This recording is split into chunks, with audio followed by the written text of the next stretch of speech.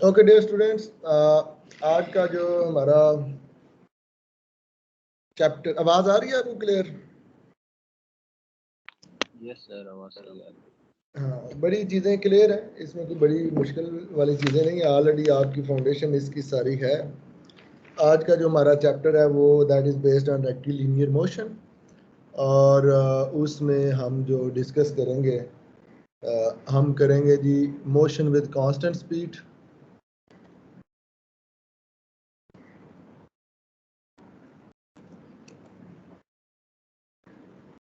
Sorry motion with constant acceleration. कि जब acceleration constant हो, मतलब एक्सेलरेशन कांस्टेंट का मतलब है यूनिफॉर्म वेलोसिटी।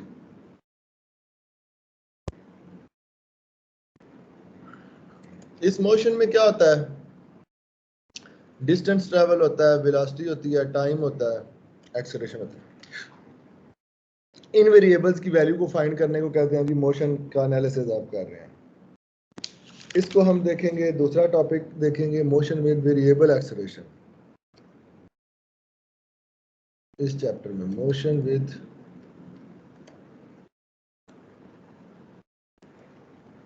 वेरिएबल एक्सेलरेशन ये देखेंगे।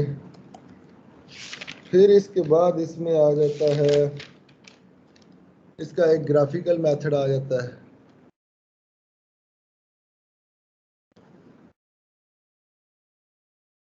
ग्राफिकल मेथड आ जाता है कि इसी की मोशन को एनालाइज करने का। चौथा टॉपिक आ जाता है motion of free particle along the vertical line. Motion of free particle along vertical line. फिर इसके बाद सिंपल हार्मोनिक मोशन।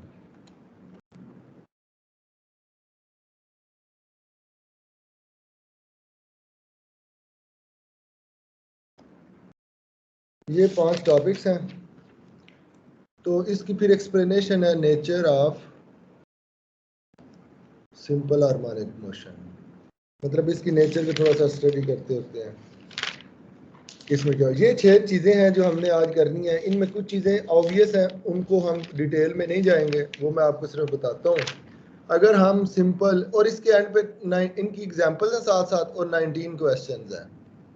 हर दफ़ा एक्सरसाइज की 19 क्वेश्चन में से एक सवाल पेपर में आ जाता है।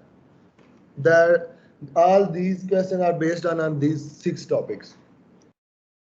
अगर आप पहले देखें तो सबसे पहला टॉपिक ये तो आप पहले से देखते आ रहे हैं, बचपन से लेके पढ़ते आ रहे हैं कि मोशन विथ कांस्टेंट एक्सेलरेशन, ये तो आप बचपन से पढ़ रहे हैं। अब ये जो आपका टॉपिक है, इट्स अंडरस्टूड। इसमें इक्वेशन ऑफ मोशन की वो तीनों इक्वेशंस हैं, वही देखनी है। इसमें क्या होता है कि आपके पास वो कहता है जी, अगर कोई पार्टिकल मूव कर रहा है कांस्टेंट एक्सेलरेशन के साथ एक स्ट्रेट लाइन में, t0 टाइम t0 पे पार्टिकल 0 पॉइंट पे है, इनिशियल वेलोसिटी u है, और आहिस्ता आहिस्ता मतलब ये पार्टिकल यहाँ पे है, t0 है, इसकी इनिशियल वेलोसिटी u है, ट्रैवल करता है कुछ टाइम के बाद, तो उसकी वेलोसिटी क्या होगी? ये सिंपल, इसको ये हमने फाइंड करना है। ठीक है, तो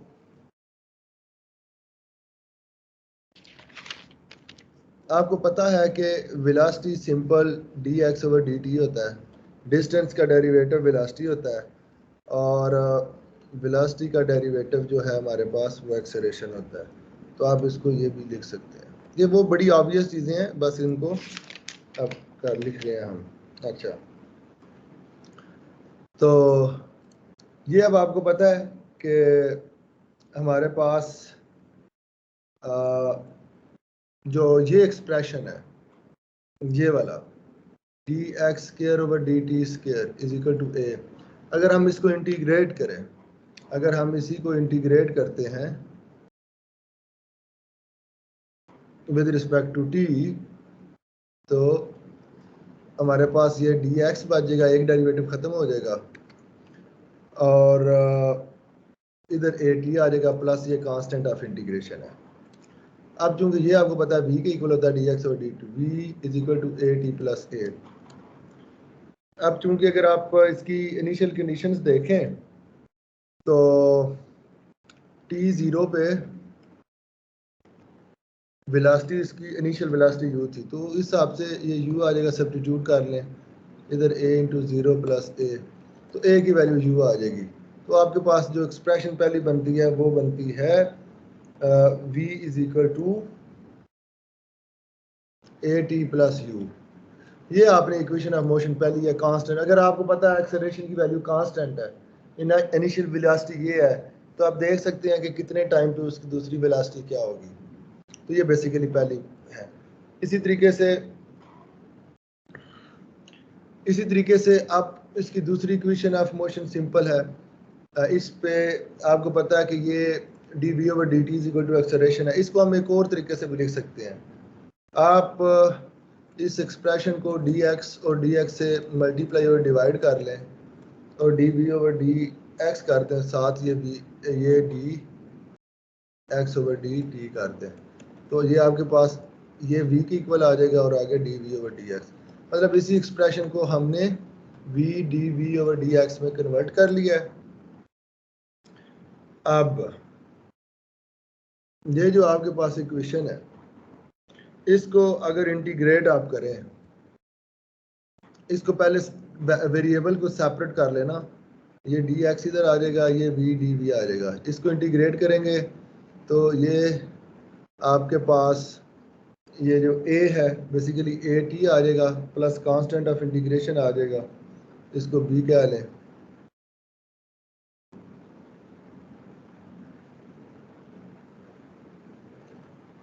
और इस साइड पे जो हमारे पास v स्क्वायर ओवर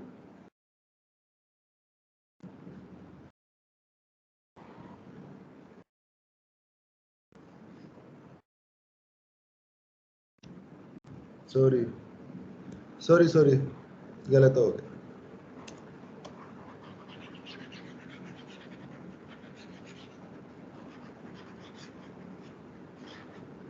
इस एक्सप्रेशन से भी हो सकता है, इशू नहीं है, लेकिन जो बुक में सिंपल है वो ये है कि आपने ये जो एक्सप्रेशन ली है v is equal to A T plus u, इसी को इंटीग्रेट कर दें। इसी को जब आप इंटीग्रेट करेंगे तो आपके पास ये आ जाएगा कि डी टी के लिहाज से आप इसको इंटीग्रेट कर लें। v को जब इंटीग्रेट करेंगे तो बेसिकली ये d x over D T होता है ना v, तो ये सिंपल x रह जाएगा, ये ए टी स्क्वायर ओवर 2 आ जाएगा प्लस यू टी आ जाएगा plus constant of integration b आ जाएगा। अब आप इसमें इनिशियल कंडीशन पुट करते हैं, t इज इक्वल टू 0 पे आपका डिस्टेंस x इक्वल टू 0 होगा, तो 0 is equal to a over 2 0 का square plus u 0 plus b, तो b की वैल्यू बेसिकली 0 आ गई है। इसको सब्स्टिट्यूट कर दें तो x is equal to 1/2 a t square plus u t, ये आपके पास दूसरी इक्वेशन ऑफ मोशन आ गई। ठीक है, फिर आप इसके अलावा इसकी जो तीसरी इक्वेशन ऑफ मोशन है उसको भी आप ऐसे ही देख सकते हैं, उसमें कोई बड़ी रॉकेट साइंस नहीं है। ये जो मैं पहले एक्सप्रेशन कर रहा था वो तीसरी इक्वेशन का था, जो ये एक्सप्रेशन हमने लिखा था a d b over d x into v, ये भी जो हमने एक्सप्रेशन ड्राइव किया था ऊपर, इसको आप सेपरेट कर लें वेरिएबल को, ये वी डी वी है। अब इसको इंटीग्रेशन ले लें, तो जब आप इसको इंटीग्रेट करेंगे तो ये आपका ए एक्स आ जाएगा और इस साइड पे V square over 2 plus constant of integration C. अब आपको पता है कि डिस्टेंस जब 0 होगा उस वक्त उसकी वेलोसिटी, इनिशियल वेलोसिटी होगी u। ये इनिशियल कंडीशन पुट करें तो आप x 0 पुट करें, v की जगह u स्क्वायर पुट करें प्लस c, तो c की वैल्यू हमारे पास आ जाती है u square minus over 2 minus के साथ। सब्स्टिट्यूट कर लें, ax is equal to v square over 2 minus u square over 2, 2 LCM ले लें, v square minus u square is equal to ax, 2ax is equal to v square minus u square. ये तीसरी, ये constant acceleration के साथ तीन equation of motion है, आपको ऑलरेडी पता है सारी, इसमें कोई रॉकेट साइंस नहीं है। इसमें से कोई वेरिएबल एक आधा दिया हो दूसरे को फाइंड कर सकते हैं आप। ये वही चीजें हैं जो आप बचपन से करते आ रहे हैं, कांस्टेंट एक्सेलरेशन के साथ इक्वेशन ऑफ मोशन। ये जस्ट एक रीकैप ही था, तो इसमें बड़ी बात नहीं। Clear?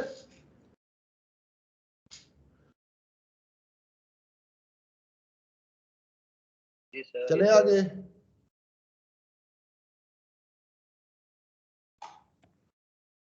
Hello,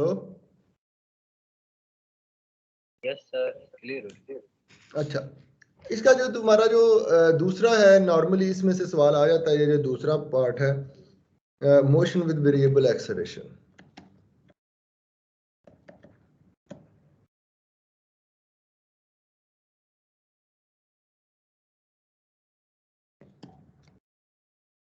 motion with variable acceleration इसमें तीन तरह के हैं।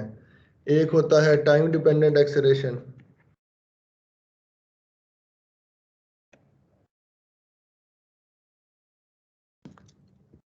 फिर होता है वेलोसिटी डिपेंडेंट एक्सेलरेशन,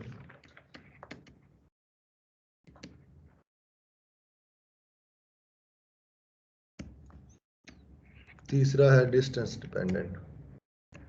ये आपने किसी ने बीएससी वगैरह की हुई या इस फील्ड में तो उसने पढ़ा होगा, अदरवाइज नहीं पढ़ा होगा। ये तीन तरह के मोशन है, वो कहते हैं इनका भी बताएं। अब पहले हम टाइम डिपेंडेंट का देख लेते हैं। सिंपल वही चीजें हैं, कोई इसमें डिफरेंस नहीं है। टाइम डिपेंडेंट एक्सेलरेशन, अब खुद देखें कि हमने अभी जो एक्सप्रेशन फाइंड किया है, D square X over D T square is equal to A लिखा था ना, अब ए की बजाय ए टी लिख दिया है कि ए इज डिपेंडेंट ऑन टी।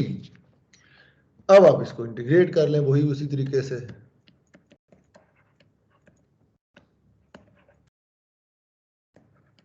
जब इंटीग्रेट करेंगे तो ये आपका सिंपल डी एक्स और डी टी रह जाएगा, एक डेरिवेटिव उड़ जाएगा इधर। इसको अब ए का डिपेंडेंट ऑफ टी है, हमें इसके फंक्शन का नहीं पता, तो एज इट इज लिखेंगे प्लस कांस्टेंट ऑफ इंटीग्रेशन ए आ जाएगा। अब आप इस सारी इक्वेशन को बी ऑफ टी लिख लें, मतलब ये जेनेरिक ही लिख रहे हैं हम। तो ये आ गया। अब आपके अगर मैं इसको लिखूं D x over D T is equal to B of T plus A, दोबारा इंटीग्रेट करें, दोबारा इंटीग्रेट करेंगे, इधर एक्स रह जाएगा, इधर b of t d t रह जाएगा plus a T plus constant of integration b. अब ये क्या, ये दो एक्सप्रेशन है, मतलब समझ ये आई कि अगर टाइम डिपेंडेंट एक्सेलरेशन हमारे पास हुआ तो या तो हम उसमें से ये एक वेलोसिटी फाइंड करेंगे जो हमें कहा जाएगा फाइंड करने के लिए, या फिर ये डिस्टेंस का कहा जाएगा। तो वेलोसिटी के लिए ये एक्सप्रेशन यूज हो जाएगा, डिस्टेंस के लिए ये हो जाएगा, सिंपल। इसी को हम कर सकते हैं। तो ये आप इसकी एग्जांपल भी एक छोटी सी इधर गिवन है, मैं वैसे आपको ये उसका आइडिया दे देता हूँ। वो कहता है जी एक्सेलरेशन की वैल्यू है T square plus sine T plus E की पावर टी, फाइंड करें डिस्टेंस एंड वेलोसिटी। तो आप यही एक्सप्रेशन है सारा, पहले ये एक्सप्रेशन है, इसमें एक्सेलरेशन की वैल्यू पुट करके इंटीग्रेट करें, वो वेलोसिटी आ जाएगी, और जो वो आपके पास वैल्यू आएगी उसी को एक बी में इंटीग्रेट करके ये एक्सप्रेशन भी आप उसको इंटीग्रेट करें, इसको सॉल्व करें तो एक्स आ जाएगा। ये बुक की एग्जांपल है, एज इट इज, कोई इसमें लंबी चौड़ी बात नहीं है। अच्छा, इसी तरह आपका अगर आ जाता है velocity dependent acceleration,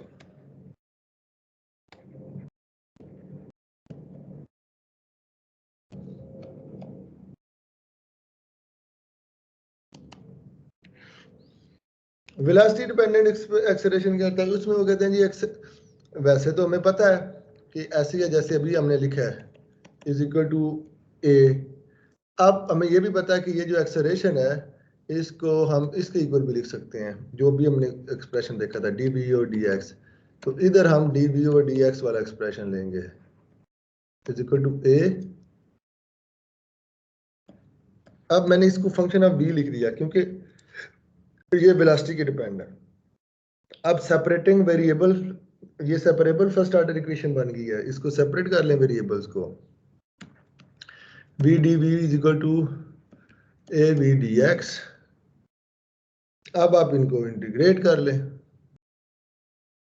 A V को भी इधर लेके आना चाहिए क्योंकि ये सारा कुछ वी के रिलेटेड है। तो इंटीग्रेट जब करेंगे तो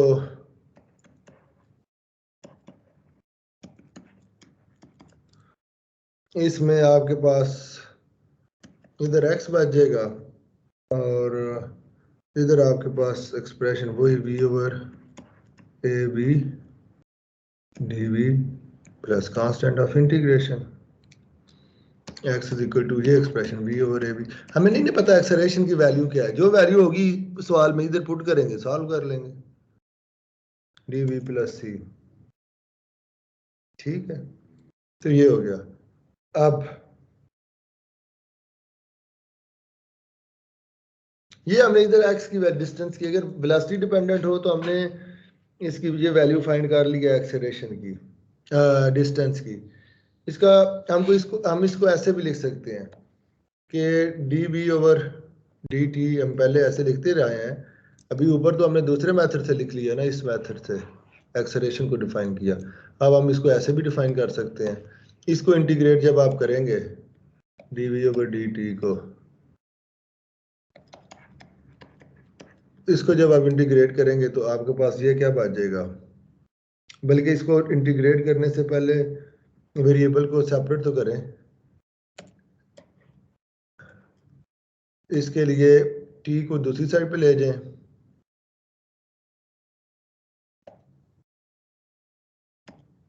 और इसको इधर ले आए d we over A v. अब इंटीग्रेट करें ये t into d we over alpha b plus constant of integration.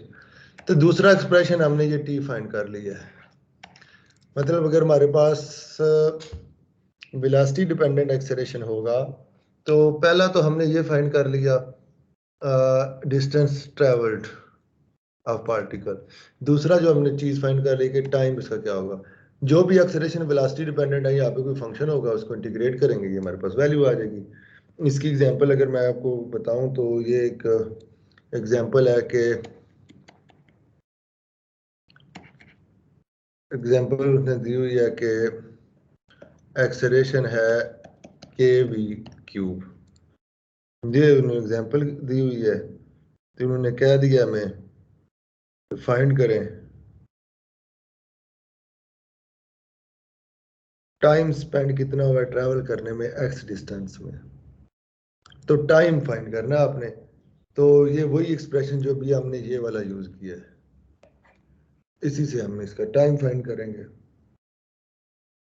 साथ मतलब हम डायरेक्ट ये एक्सप्रेशन यूज नहीं करेंगे, इसी प्रोसेस को फॉलो करेंगे ताकि हमारे पास वो ना हो, कांस्टेंट ऑफ इंटीग्रेशन भी साथ साथ ऐड होती है, क्योंकि साथ एडिशनल इंफॉर्मेशन भी गिवन होती है ना। If the initial velocity is u, find the velocity and the time spent when the particle has traveled at distance x। तो इसको हम इन्हीं एक्सप्रेशन को यूज करके हम इसको सॉल्व करेंगे। अगर हम तीसरा केस देखें तो सर ये k कांस्टेंट हो जाएगा और v क्यूब का इंटीग्रेशन हो जाएगा। नहीं, इसको देखें सिंपल, इसको इस तरीके से नहीं, मैं अगर आपको बताऊं तो उसने कहा कि particle move in a straight line with an acceleration this, if it's initial velocity is u, find the velocity and the time spent when the particle traveled a distance x। अब इसमें आप पहले एक्सप्रेशन तो ये देखें ना कि ये d b over d x है ना, इज इक्वल टू इसका ए की बजाय वी क्यूब आ जाएगा, के वी क्यूब आ जाएगा। यार एक बजे बच्चा क्लास में आ रहा है यार।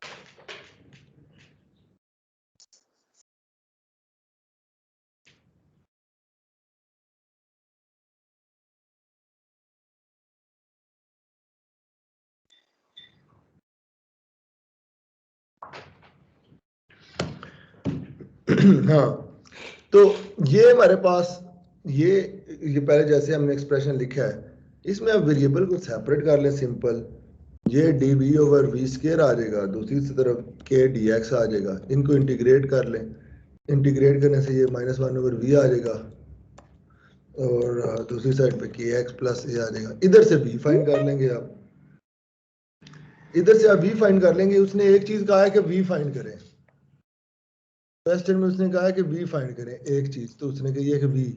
दूसरी चीज उसने कही है टाइम स्पेंड, टाइम स्पेंड के लिए दूसरी इक्वेशन को आप फॉलो कर लेंगे जो अभी हमने वो उसमें लिखी है।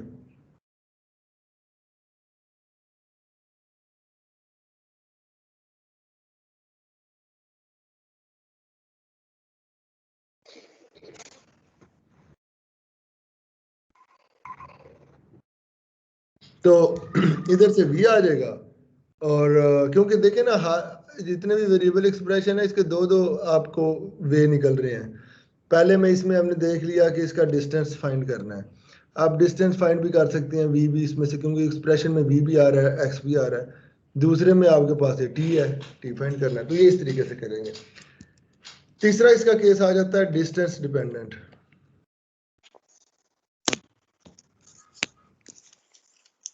जब डिस्टेंस डिपेंडेंट एक्सेलरेशन होगा तो उसमें क्या है, सिंपल है, d b over d x is equal to, अब ए इंटू सब्सक्रिप्ट एक्स आ जाएगा कि एक्स डिपेंडेंट है। सेपरेट कर लें वेरिएबल को, d v D v is equal to a x d x, integrate कर लें इनको, v square over 2 a x हमारे पास आ जाएगा, प्लस कांस्टेंट ऑफ इंटीग्रेशन, उसको डी बाई 2 हमने कह दिया, वैसे ही कह दिया, इसमें कोई मंतक थोड़ी सी है आगे, लेकिन कांस्टेंट इंटीग्रेशन को डी के बजाय डी ओवर 2 लिख दिया हमने। तो ये हमारे पास एक्सप्रेशन आ गया।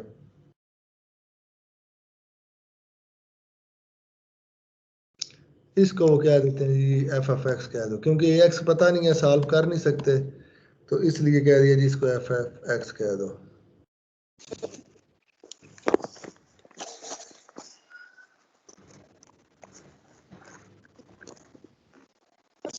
अब वो कहते हैं जी टू का कोई बंदोबस्त कर लें, टू का बंदोबस्त करेंगे तो ये v square is equal to 2 f f x plus d आ जाएगा, मतलब 2 को कैंसिल आउट हो जाएगा ना एलसीएम से, और v हमारे पास प्लस माइनस 2 प्लस डी। तो ये वेलोसिटी का एक्सप्रेशन आ गया। अगर इसी से हमने डिस्टेंस का फाइंड करना हो, डिस्टेंस का तो नहीं, वेलोसिटी को टाइम, इसको डी एक्स और डी टी भी लिख सकते हैं वेलोसिटी को। तो अगर ये आगे प्लस माइनस ये 2 फंक्शन ऑफ एक्स प्लस, अगर इसमें से अब ये जो आपके पास एक्सप्रेशन आया इसमें से वेरिएबल को सेपरेट कर लें, टी को दूसरी तरफ ले जाए, यार ये माइक बंद कर लें जिसका भी आना है, तो इधर आपके पास ये 2 function of x plus D, ये क्योंकि एक्स वाली है तो ये इस साइड पे आ गई और ये डी टी इस साइड पे आ गई, सेपरेट कर रही है, वेरिएबल को इंटीग्रेट करें तो T is equal two plus minus D x divided by 2 function of x plus D plus constant of integration ई कह रहे। तो ये इस तरीके से हमारे पास ये भी आ गया। तो ये टी फाइंड करना है तो भी आ जाता है एक्सप्रेशन, बी फाइंड करना है तो भी आ जाता है। ये एग्जांपल इसकी भी मैं आपको आइडिया दे देता हूँ, ये बहुत सिंपल है। एग्जांपल है जी, क्या था जी, मोशन को डिस्कस करें, स्ट्रेट लाइन में एक्सेलरेशन एक्स क्यूब है, x is the distance of particles of the particle from fixed point O on the line if it starts at t is equal to 0 from point x, initial condition t is equal to 0 और x is equal to c। हम x is equal to 0 normally कहते हैं, उसने x is equal to c कर दिया, और velocity उसने कह दिया है कि हमारे पास जो वेलोसिटी है, इनिशियल वेलोसिटी, उस पे ये है c स्क्वायर ओवर 2। ये अब इसमें क्या आपने फाइंड करना है, उसने कहा जी डिस्कस करो मोशन को। डिस्कस करने का क्या मतलब है, डिस्कस करने का मतलब यही है कि जो इसमें v भी फाइंड कर लें, t भी फाइंड कर लें, एक्सेलरेशन वैसे आपको पता है। अच्छा, इसमें आपने भी देखा dv/dx है is equal to x cube है। वेरिएबल को सेपरेट कर लें, ये v dv is equal to x cube dx, integration ले लें, इंटीग्रेशन ले लेंगे, ये v²/2 आ जाएगा, ये x4/4 आ जाएगा प्लस कांस्टेंट ऑफ इंटीग्रेशन। अब इसमें इनिशियल कंडीशन सब्स्टिट्यूट कर दें, v की जगह आप c²/√2 पुट कर दें जो उसने ऑलरेडी गिवन दी हुई है, x की जगह c पुट कर दें, तो ये पुट करेंगे तो ये क्या आ जाएगा, c4/4 is equal to c4/4, a की वैल्यू तो 0 आ गई, तो आपके पास जो एक्सप्रेशन बच गया a की वैल्यू 0 आने के बाद, ये v²/2 is equal to x4/4, ये एक्सप्रेशन आपके पास बच जाता है। तो ये v बेसिकली v² जो है ये 1/, ये x4/2, तो v इज इक्वल टू 1/2 आगे x², ये वेलोसिटी आ गई। टाइम को देखना है, इसी वेलोसिटी को dx/dt लिख लें, ये 1/√2 x² है, वेरिएबल को सेपरेट कर लें, dx 1/2 x² और इधर dt आ जाएगा, इंटीग्रेशन दोनों की ले लें, ये जो आपके पास इसकी इंटीग्रेशन आ जाएगी, ये √2 ऊपर आ जाएगा, √2/x² बन जाएगा ये, और इसको इंटीग्रेट, ये अब करवाने वाली चीज़ें नहीं है, ये आपने सारी वो first order second differential equation solve करना की हुई है, जस्ट ये आपको मैं वैसे कर रहा हूँ, लेकिन ये आप खुद करें।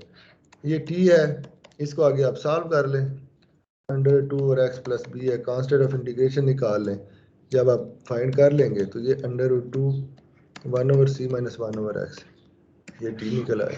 तो सादा सी बात आपको मैंने स्टार्ट में भी बताई है कि टाइम, एक्सेलरेशन, वेलोसिटी, डिस्टेंस, ये 4 चीजें होती हैं, इनमें से एक का दी होती है, बाकी फाइंड करनी होती है, बाकी कोई सी भी 2 बीच में से फाइंड करने को कह देता है। अगर एक्सेलरेशन वेलोसिटी डिपेंडेंट है तो आपको x ये दोनों कह देगा फाइंड करने का, अगर एक्सेलरेशन इसके डिपेंडेंट है तो ये और ये कह देगा फाइंड करने का, अगर एक्सेलरेशन इसके डिपेंडेंट है ये और ये कह देगा, या इसके अलावा भी कोई कह सकता है, अगर एक्सेलरेशन x के डिपेंडेंट है तो क्या पता कि x ही फाइंड कर दो, लेकिन ऐसा रेयर होता है, लेकिन कह सकता है। तो ये डियर स्टूडेंट्स इसकी ये चीज़ें थी। इसमें जो तीसरा जो आपको मैंने कहा था कि इसका केस है, जो तीसरा टॉपिक है इसमें करने वाला, वो मैंने कहा था कि हम ग्राफिकल मेथड से हम क्वेश्चन को सॉल्व करते हैं। कुछ क्वेश्चन इस फॉर्म में गिवन होते हैं कि हम ग्राफिकली उसको सॉल्व कर लेते हैं। कैसे सॉल्व कर लेते हैं ग्राफिकली? इसमें 2 रूल हैं, आपने वो ज़हन में रखने हैं। 2 रूल हैं।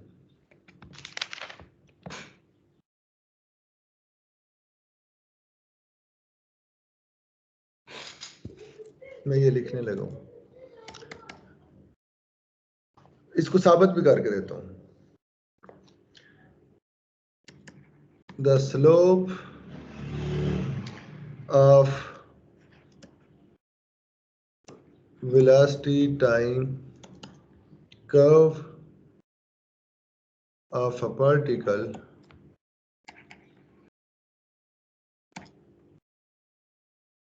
gives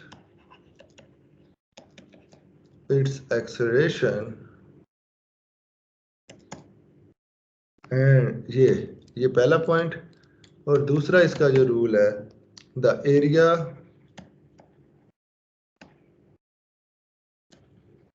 under the curve gives distance traveled by particle।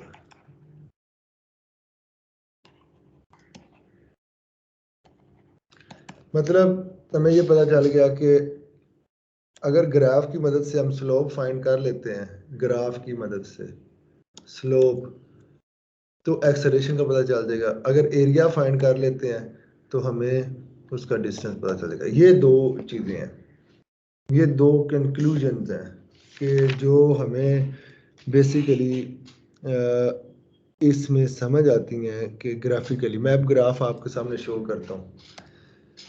ये देखें, अगर मैं ये इसको कह देता हूँ ये t है, ये x है, मतलब distance travelled with respect to x। मुझे कोई, अगर आप मैं ये करता हूँ ना, तो इसका क्या मतलब है? इसका मतलब है कि with respect to time distance is same, with respect to time distance is same. इसका क्या मतलब? इसका मतलब यह है कि टाइम का कोई फर्क ही नहीं है। इसका मतलब है कि ट्रेवल डिस्टेंस कर ही नहीं रही, जो भी ऑब्जेक्ट है वो रेस्ट में है, ऑब्जेक्ट इज रेस्ट। मतलब टाइम तो चल रहा है, इसका मतलब है ये मोशन तो है ही नहीं है, कि डिस्टेंस तो चेंज ही नहीं हो रहा। अगर इसकी बजाय मैं ये ग्राफ, ये बेसिकली डिस्टेंस टाइम ग्राफ है ना, अगर मैं ये लाइन शो कर देता हूँ ऐसे, इसका क्या मतलब है? टाइम जो जो बढ़ता जा रहा है और आपके पास डिस्टेंस भी बढ़ता जा रहा है। इसका मतलब है कि वेलोसिटी कांस्टेंट है, क्योंकि बिल्कुल उसी रेशियो से है ना, जितना टाइम बढ़ रहा है उतनी वेलोसिटी, डिस्टेंस ट्रेवल हो रहा है, तो वेलोसिटी इसमें कांस्टेंट है। ठीक है। जो दूसरा ग्राफ है, जो मजे वाला ग्राफ है वो भी ऐसे ही है, लेकिन जो यूज होता है बेसिकली वो है कि वेलोसिटी टाइम ग्राफ। अच्छा, अगर मैं ये लाइन ड्रा कर दूं, इसका क्या मतलब है? कोई बताना चाहेगा? Anyone who want to participate? No?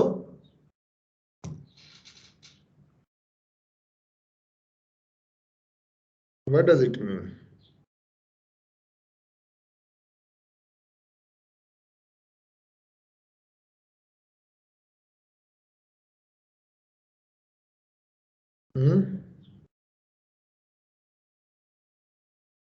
Sir इसमें टाइम कांस्टेंट। और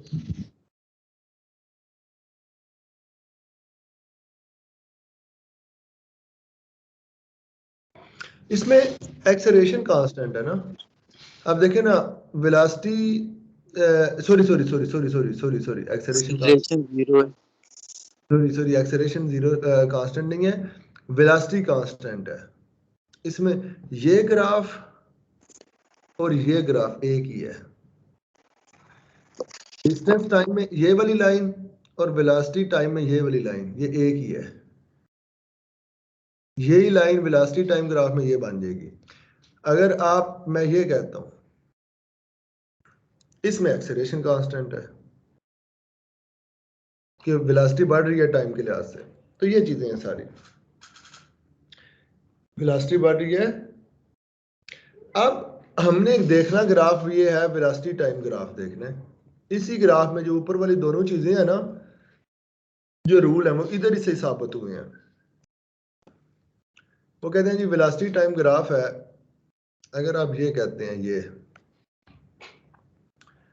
ये क्या बेसिकली, ये वेलोसिटी बढ़ रही है ना विद रिस्पेक्ट टू टाइम, इतने टाइम पे इतनी वेलोसिटी, इतने टाइम पे इतनी वेलोसिटी। ये लीनियर है, चूंकि लीनियर है तो इसलिए इसका मतलब है एक्सेलरेशन कांस्टेंट है। यहाँ पे अब वो कहते हैं कि स्लोप एक्सेलरेशन देती है। अगर यहाँ पे 1 1 है तो वो कहता है जी एक्सेलरेशन, स्लोप क्या कैसे आएगी? y ओवर एक्स, मतलब वेलोसिटी ओवर टी, ये एक्सेलरेशन है। बस इतनी सी बात। ये वगैरह स्लोप बेसिकली आप y ओवर एक्स से करके स्लोप फाइंड कर लेंगे।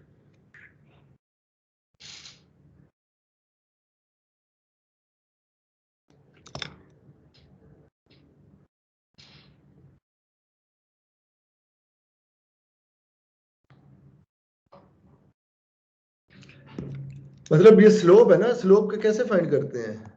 y ओवर एक्स, y इसमें क्या है, वेलोसिटी, x क्या है, टाइम। अगर इधर भी 1 है, ये भी 1 है, तो ये स्लोप को एक्सेलरेशन का है, acceleration is equal to 1। Is it clear? ये का है ना, the slope of velocity time curve of a particular gives its acceleration.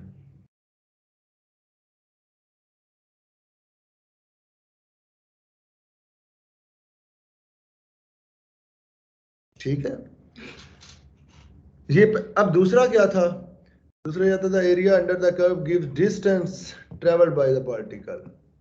जो distance area under the curve, अगर ये जो कर्व है, फॉर एग्जांपल मैं कहता हूँ ये एक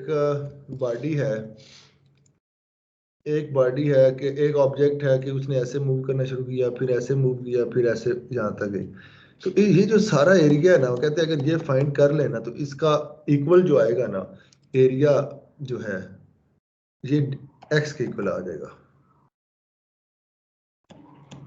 तो ये दो रूल्स हैं, इस तरीके से आप जो है ना इसको यूज कर सकते हैं। इसकी एग्जांपल एक गिवन है थोड़ी सी, ये अब मैं थोड़ी सी डिस्कस कर लेता हूँ आपसे।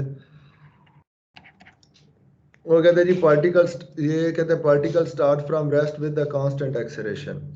अब मैं इसकी फिगर बना लेता हूँ, तो ये वेलोसिटी टाइम की बनेगा, रेस्ट है कांस्टेंट एक्सेलरेशन के साथ, वो ये कांस्टेंट एक्सेलरेशन है, ट्रैवल कर रहा है जी, कांस्टेंट एक्सेलरेशन की वैल्यू है a, एक्सेलरेशन की वैल्यू है, velocity require certain value v, ये मतलब यहाँ पे उसकी वेलोसिटी की वैल्यू v हो जाती है। इट मूव्स यूनिफॉर्मली, यूनिफॉर्मली का मतलब है कि इसकी वेलोसिटी कांस्टेंट हो जाती है, ये वेलोसिटी कांस्टेंट है, ठीक है। And then its velocity start decreasing, अब इसके बाद इसकी वेलोसिटी डिक्रीज करना शुरू हो जाती है विद कांस्टेंट रिटार्डेशन। रिटार्डेशन होता है नेगेटिव एक्सेलरेशन, कांस्टेंट है और रिटार्डेशन की वैल्यू है 2a, ये नीचे को आ रहा है till it comes to rest, ये यहाँ पे रेस्ट पे आ गया क्योंकि इस लाइन पे वेलोसिटी 0 है। Find the distance travel by the particle if the time taken from the rest to rest is t। कहता है जी अगर ये टोटल टाइम t है तो आप डिस्टेंस फाइंड करें कितना ट्रेवल किया है। सवाल समझ आ गया, नहीं आया? सर ये 2a गिवन है सवाल के अंदर।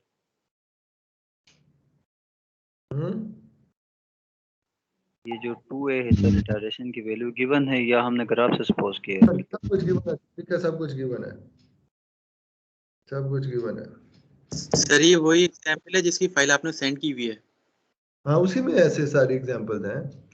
अब आप इसको देख लें, हमने क्या, हमें पता है, हमें ये ग्राफिकली पता है उसका, ये डिस्टेंस है एरिया। अब आप इसका एरिया देख लें, अब इसको अगर मैं यहाँ पे परपेंडिकुलर ड्रा करूँ तो एक ये ट्राइंगल बनती है, ये रेक्टेंगल बन जाती है, और ये भी तीन, मतलब 1 2 3, इन तीनों का एरिया फाइंड कर लें तो हमारे पास एरिया आ जाएगा। अब अगर मैं इसको कहूँ तो इसको मैं कैसे लिख सकता हूँ, मैं अगर कहता हूँ जी area area 1 plus area 2 plus area 3 लिख देता हूँ। अब सवाल ये है कि एरिया 1 की वैल्यू क्या आएगी, इसका फार्मूला ट्राइंगल का क्या होता है, 1/2 बेस इंटू हाइट। इसकी बेस क्या है, इसको मैं t1 कह देता हूँ और इसको t2 कह देता हूँ, इसको t3 कह देता हूँ। बेस इसकी t1, हाइट इसकी क्या है b, t1b प्लस a2 में इसको मल्टीप्लाई दोनों को करता है, फार्मूला इसका लेंथ इंटू विड्थ होता है v इंटू t2, a3 क्या होगा 1 इंटू 2, बेस t3 है, हाइट b है, ये फार्मूला। अब मसला ये है कि t1 हमने खुद से डाला हुआ है, t2 खुद से डाला हुआ है, इनकी वैल्यूज हमें जो नाउन चीजें हैं वो v नाउन है, t नाउन है, t उसने टोटल टाइम बताया हुआ है, तो मतलब t1 t2 t3 को खत्म करना है और in the form of t लिखना है, ठीक है। ये है, उसके लिए हम एक और मंतक देखते हैं, हम स्लोप वाली फार्मूला देखते हैं। स्लोप में हमें पता है, अगर इसका देखें तो पहली तो इसमें v/t1 जो है वो a के इक्वल है। देखें ना, हमें पता था एक्सेलरेशन y/x स्लोप है ना, y/x is equal to acceleration, तो y v है, x t1 है। इसी तरीके से अगर 3 में देखते हैं तो इसमें slope v/t3 is equal to 2a, इसकी भी स्लोप हमें आ गई। तो t1 और t इधर से T1 की वैल्यू फाइंड कर लें, ये आ जाएगा V ओवर A, इधर से T3 की वैल्यू फाइंड कर लें V ओवर 2A। अब यहां से आप T2 की वैल्यू फाइंड कर लें। T2 की वैल्यू क्या आएगी? T2 की वैल्यू क्या आएगी? टोटल टाइम तो उसने बता दिया ना, T माइनस T1 कर दे माइनस T2 कर दे, तो T माइनस T1 क्या है? V over A minus V over 2A। तो ये बेसिकली आ जाएगा T minus 3V over 2A। अब हमें फायदा क्या हो गया? T2 की जगह भी हम T भी नोन है, V भी नोन है, A भी नोन है, नो मसला। T1 की जगह V ओवर A दोनों नोन है, T3 की जगह V ओवर 2A दो नोन है, तो इनकी जगह हम वैल्यू सब्स्टिट्यूट कर लेंगे। ये ऊपर वाला जो हमारे पास एक्सप्रेशन डिस्टेंस का आया हुआ है, तो वो हमारे पास आया हुआ है 1 over 2 V T1 plus V T2 plus 1 over 2 V T3। अब इसमें से आप कॉमन ले लें 1 ओवर 2V, तो T1 plus 2T2 plus T3 1 over 2V।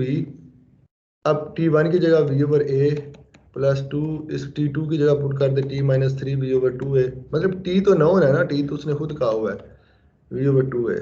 तो नॉन वैल्यू में जब इसकी वैल्यू सारी इस तरह से हम सिंप्लीफाई करके लेके आएंगे, तो ये x equal to 1 over 2V 2T minus 3V over 2A।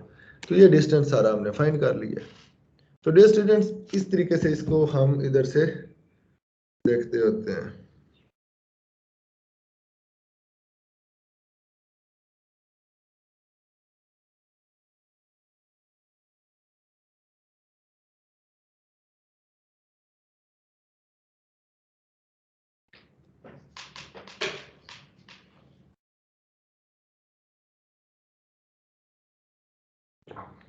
अच्छा, तो डियर स्टूडेंट्स,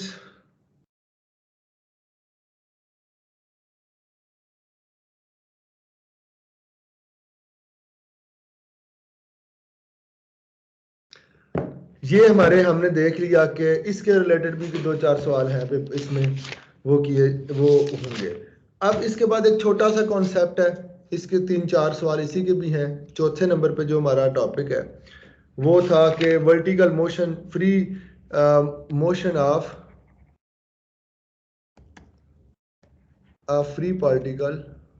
सर ये जो इसमें आगे फर्दर एक्सप्रेशन किया हुआ ये नहीं हमें करना? नहीं, कोई जरूरत नहीं। Free particle along the vertical line.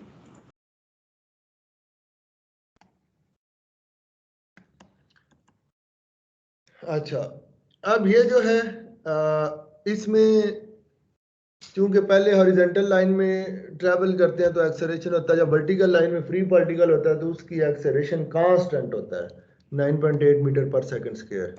तो ये तो समझ आ गया कि जब भी फ्री पार्टिकल की मोशन की बात करते हैं तो वो कांस्टेंट एक्सेलरेशन वाला सवाल होता है, वेरिएबल एक्सेलरेशन वाला नहीं होता। ये आपने ज़हन रख लेना। तो कांस्टेंट एक्सेलरेशन वाले वही हैं जो आप बचपन से पढ़ते आ रहे हैं मैट्रिक्स से। ये कांस्टेंट एक्सेलरेशन वाला है, वेरिएबल वाला नहीं है, क्योंकि वर्टिकल मोशन में जब बॉडी मूव करती है तो उसकी फिक्स्ड वैल्यू होती है 9.8 मीटर पर सेकंड स्क्वायर, जो हम अज्यूम कर रहे होते हैं। तो ये वर्टिकल मोशन वाला है। तो इसमें कोई कॉन्सेप्ट कोई नहीं है कि मतलब कोई स्पेशल कॉन्सेप्ट है। इसका कॉन्सेप्ट इतना ही है कि आपने जो पहली इक्वेशन लिखी थी v इज इक्वल टू क्या इक्वेशन होती है, u t प्लस नहीं a t प्लस u, ये पहली इक्वेशन थी, और इस a की बजाय जी टी आ जाएगा प्लस u। अगर ये मोशन फॉलिंग बॉडी की है तो जी टी, अगर ये नीचे से ऊपर जा रही है तो v is equal to minus g t हो जाएगा प्लस u, ये बन जाएगी। दूसरी इक्वेशन जो आपने देखी थी x इज इक्वल टू क्या था, दूसरी इक्वेशन क्या है, u t plus half a t square, ऐसे ही है ना, u t plus half a t square. हाँ, अब इसमें आपके पास u t plus half g t square हो जाएगा अगर बॉडी फॉलिंग है। अगर बॉडी फॉल कर रही है तो उसकी जी आ जाएगी, और जी कांस्टेंट है। अगर बॉडी को आप किसी मिसाइल के साथ ऊपर भेज रहे हैं अपोजिट डायरेक्शन में, तो फिर इसके साथ ये -1/2 जी टी स्क्वायर आ जाएगा। तो ये इक्वेशन की मोशन यूज होनी है। तीसरी थी 2ax equal to v f square minus v i square. ठीक है, अब वही है, अगर तो ये फॉलिंग बॉडी है तो 2gx हो जाएगा माइनस बी आई स्क्र। अगर ये इसको मिसाइल से किसी से मोटर से ऊपर भेज रहे हैं बॉडी को, फॉलिंग की बजाय राइज कर रहे हैं, तो -2gx हो जाएगा और इसकी जी की फिक्स्ड वैल्यू होगी bf² माइनस वी आई स्क्र। तो इसमें कोई ऐसी मंतक कोई नहीं है, कोई और नया कॉन्सेप्ट नहीं है जो आपको समझाया जाए। इसमें वही सारी चीज़ें हैं जो ऑलरेडी आपको पता है। सिंपल इसमें यह है कि इसके मैं अगर आपको थोड़े से एक्सरसाइज से बता दूं, साथ थोड़ा सा आपको क्लैरिटी हो जाए कि ये पेपर में ना ये वर्टिकल मोशन वाला सवाल आता नहीं है, लेकिन ये सबसे मुश्किल कॉन्सेप्ट जो है ना थोड़े डिटेल में, वो एक्सरसाइज की प्रॉब्लम में से इन्हीं सवालों के ही हैं सिर्फ।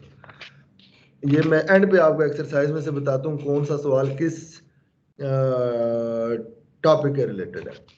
तो ये है, अभी मैं इसकी एक एग्जांपल जो बुक में दी हुई है वो आपको थोड़ा सा आइडिया दे देता हूँ कि ये है क्या, हालांकि ये आपको पता है ऑलरेडी।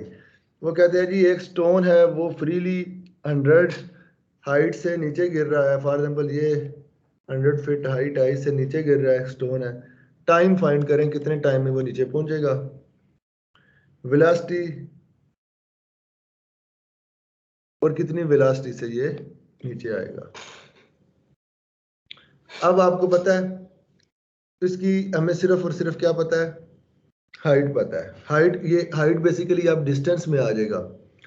तो v² minus u² equal to 2ax है, ax की बजाय gx बेशक लिख लें।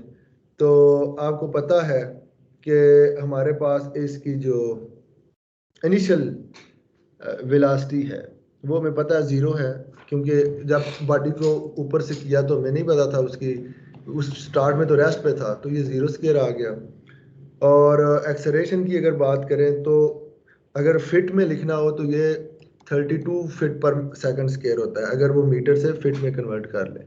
डिस्टेंस इसका 100 है। तो इसको अगर आप सिंप्लीफाई करें तो आपके पास ये v आ जाता है 80 फीट पर सेकंड। तो ये हमने उसकी वेलोसिटी फाइंड कर ली है, जब हिट करेगा क्या वेलोसिटी होगी। टाइम देखना हो तो आपको पता है v is equal to ut at plus क्या है पहली इक्वेशन, u प्लस पहली इक्वेशन ऑफ मोशन क्या है, at plus u plus at, v is equal to u plus at। तो ये 32 80 आ जाएगा यहाँ पे। इनिशियल वेलोसिटी हमारे पास 0 थी और एक्सेलरेशन 32 था, टाइम t था, तो टाइम की वैल्यू इसमें 5/2 सेकंड आ जाएगा। ये सिंपल सी है। तो लेकिन जो एक्सरसाइज के प्रॉब्लम है वो थोड़े से ट्रिकी हैं, तो आपको मैंने उसकी फाइलें भी सेंड कर दी हुई हैं, तो आप वो प्रैक्टिस करेंगे इंशाल्लाह तो कर लेंगे। इन्हीं में से सवाल आना पेपर में। अच्छा, फिर जो हमारा आज का लास्ट टॉपिक बनता है जो अंडरस्टैंड करने वाला है, वो है सिंपल हार्मोनिक मोशन। इसके भी 4-5 सवाल हैं, इन्हीं में से भी सवाल आ जाता है, मतलब इन्हीं में से एक आना आखिरी जो एंड पे सवाल बना है। सर सिंपल हार्मोनिक मोशन में काफी बार आया हुआ है सवाल। हाँ जी, या इसमें से आएगा सवाल, या सवाल आएगा वेरिएबल एक्सेलरेशन से। इन दो में से किसी में से सवाल आता है। अगर आप पास पेपर्स को देखें ना, या वेरिएबल एक्सेलरेशन से सवाल पेपर में आया हुआ है, या सिंपल हार्मोनिक मोशन से आया हुआ है। वर्टिकल फ्री फॉलिंग बॉडी के रिलेटेड आया नहीं हुआ, लेकिन इसका मतलब ये नहीं है कि आ नहीं सकता। इन 19 सवाल जो एक्सरसाइज किया इन्हीं में से पेपर में आना है, इसके बाहर नहीं कोई आएगा। लेकिन ज्यादा सिंपल हार्मोनिक मोशन और वेरिएबल एक्सेलरेशन में से आया हुआ है। असल में सिंपल हार्मोनिक मोशन जो है ये भी वेरिएबल एक्सेलरेशन है, डिस्टेंस डिपेंडेंट वेरिएबल एक्सेलरेशन है। डिस्टेंस डिपेंडेंट, ये एक काइंड है डिस्टेंस डिपेंडेंट एक्सेलरेशन की, simple harmonic motion. It is a kind of, क्यों सिंपल हार्मोनिक मोशन का, ये मैं बाद में आपको बताता हूँ ये कैसे आता है। इसकी जो मोशन को डिस्क्राइब करने के लिए इक्वेशन है वो ये है, माइनस लैम्डा एक्स। बेसिकली ये एक्सेलरेशन है ना, एक्सेलरेशन किसके इक्वल है, माइनस लैम्डा एक्स। एक्स क्या है, डिस्टेंस। तो मैं इसको ए एक्स लिख सकता हूँ ना, ये डिस्टेंस ये डिस्टेंस डिपेंडेंट है। आपको पेपर में डिस्टेंस डिपेंडेंट इसकी बजाय एक्स स्क्वायर प्लस 2 कह देंगे कि ये एक्सेलरेशन है। लेकिन सिंपल हार्मोनिक का रूल ये है कि उसमें ये एक्सप्रेशन अगर आ जाए तो इसको आप नाम दे देते हैं सिंपल हार्मोनिक मोशन का। So simple harmonic motion basically is one of the kind of distance dependent acceleration. What does it mean? It means in our CSS exam हमेशा वेरिएबल एक्सेलरेशन का सवाल आता है, या सिंपल हार्मोनिक मोशन से आ जाए वो भी वेरिएबल एक्सेलरेशन ही है, या पीछे जो हमने वेरिएबल एक्सेलरेशन पढ़े हैं उन्हीं में से आ जाए। फिर कांस्टेंट मोशन का पहला जो सेक्शन है बहुत सिंपल है, फिर free falling vertical particle simple है। लेकिन इनके रिलेटेड सवाल पेपर एक्सरसाइज में 7-8 गिवन है, वो उनमें से आया तो नहीं लेकिन आ सकता है। इन 19 में से ही आ रहा है, प्रैक्टिस करनी है। और माइक किसी बच्चे का जो बार बार वो ना कर रहा है, आवाजें आ रही हैं, ठीक है। अब हम ये देखते हैं कि अभी यहाँ पे थोड़ा सा कॉन्सेप्ट की बात है कि क्योंकि पहले तो हम सिंपल वो कह रहा है डिस्टेंस डिपेंडेंट है, फिजिकल फिनोमेना का जिक्र नहीं आता कि कौन सा फिजिकल फिनोमेना था, तो टाइम डिपेंडेंट एक्सेलरेशन आ गया, वेलोसिटी डिपेंडेंट आ गया। यहाँ पे सिर्फ ये है कि साथ फिजिकल फिनोमेना भी एक्सप्लेन करते हैं कि ऐसा एक्सेलरेशन क्यों आया, कि ये किस तरह से आता है। ये असल में साथ बात है यहाँ पे।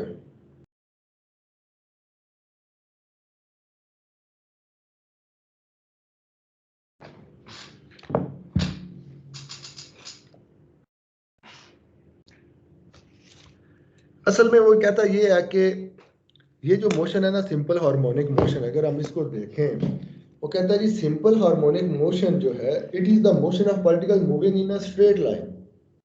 मोशन स्ट्रेट लाइन में मूव करने से है with an acceleration which is always directly towards the fixed point in the line and is proportional to the distance of particle from that point.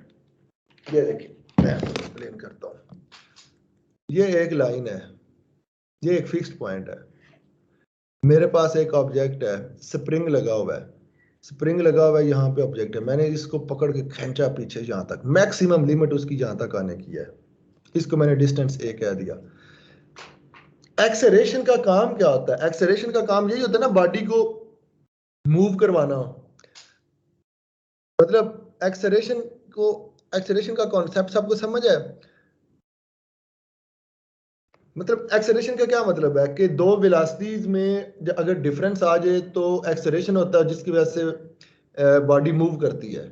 अगर पहले 20 किलोमीटर पर आवर की speed से आया तो उसके बाद उसकी स्पीड 40 हो गई है, तो इसका मतलब है इसका चेंज इन एक्सेलरेशन आया, तो बट इसलिए वो मूव की है। अब जब यहां तक हम ले आए ना, तो जो एक्सेलरेशन है इसका वो इसकी अपोजिट डायरेक्शन में उसको खींच रहा है ड्यू टू स्प्रिंग।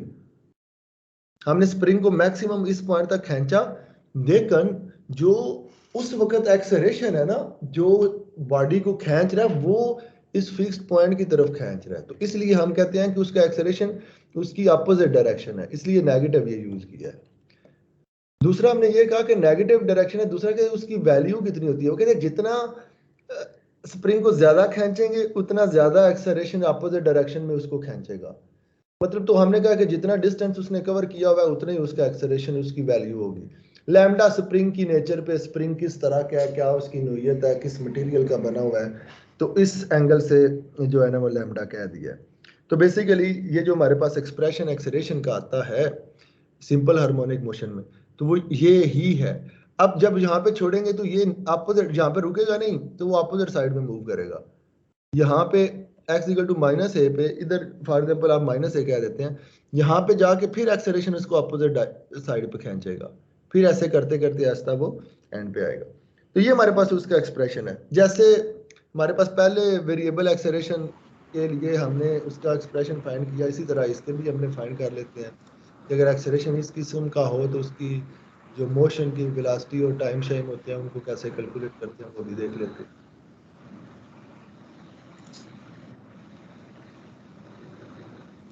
अच्छा, अब आप देख लें कि हमारे पास जो एक्सप्रेशन है वो ये है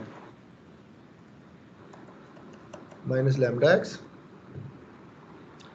ये हमारे पास एक्सेलरेशन का एक्सप्रेशन है। अब आप इसको ऐसे करें कि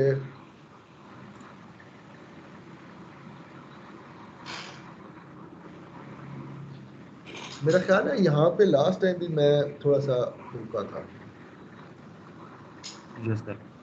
ऐसे ही हमजा? जी सर।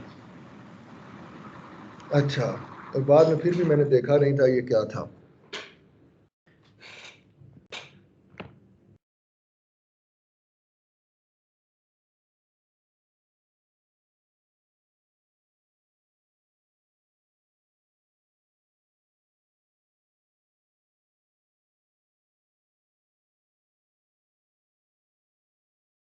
एक मिनट,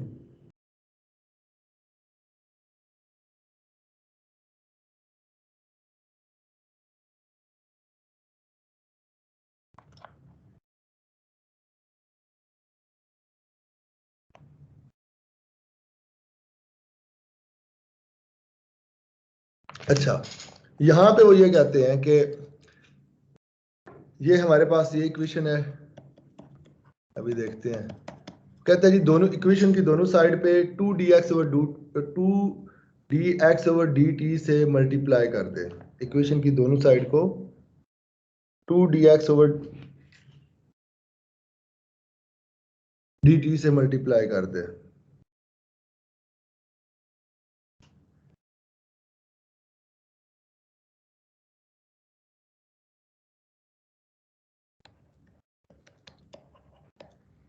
ये आ गया हमारे पास,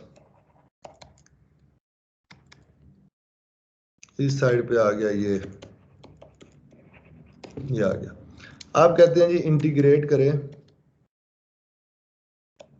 विद रिस्पेक्ट टू t।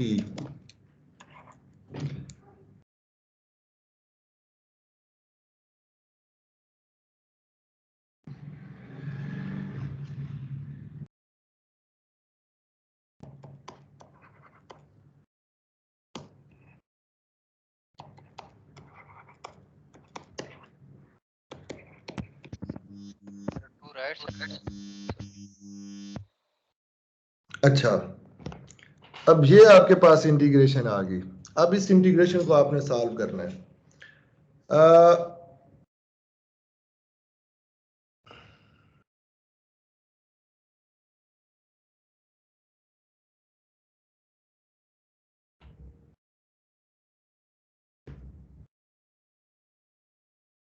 ये जो एक्सप्रेशन है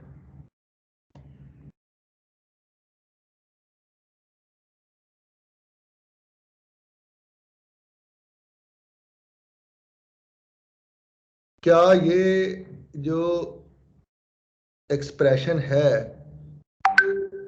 ये d over d x into d x over D t का स्क्वायर, क्या इस डेरिवेटिव को सॉल्व करें तो ये एक्सप्रेशन नहीं आता? ये देखें, अब ये है इसका डेरिवेटिव लेने लगा हूं मैं। 2 पावर रूल लगाएं, 2dx ओवर dt इंटू इसका डेरिवेटिव लें dx square over dt square. ये समझ आ गया? ये ऐसे ही है कि x स्क्वायर का डेरिवेटिव लें विद रिस्पेक्ट टू t, तो 2x into d x over D T. Is it clear? जी सर। तो बेसिकली ये एक्सप्रेशन सारा पड़ा हुआ है। ये मतलब मैं ये कह रहा हूं कि इसको इस फॉर्म में हम लिख सकते हैं। ये जो ऊपर इंटीग्रेशन है ना, उसको हम लिख सकते हैं इस फॉर्म में, D over d x into d x over D t का स्क्वायर, क्योंकि इसका जब ओपन करेंगे तो भी यही आएगा, ये वाला बीच वाला, ये is equal to minus lambda x d x over D t. अच्छा, अब आप ये डेरिवेटिव इंटीग्रेशन कैंसिल, तो d x over D t का स्क्वायर इधर आ गया। अब ये दूसरी साइड आ गई।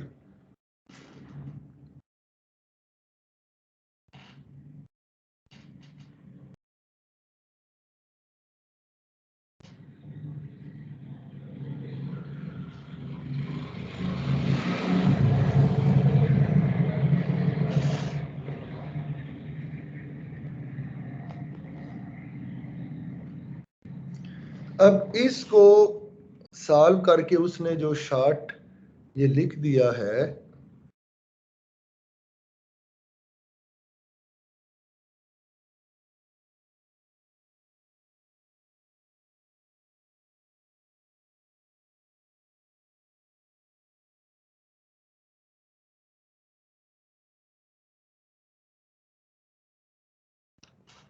अच्छा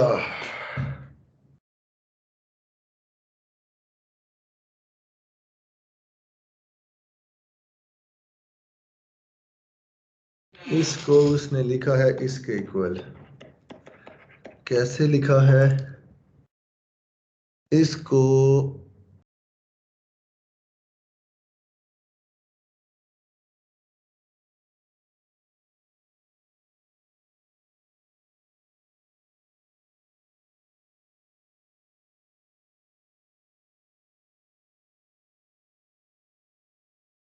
इस टर्म का उसने क्या किया है,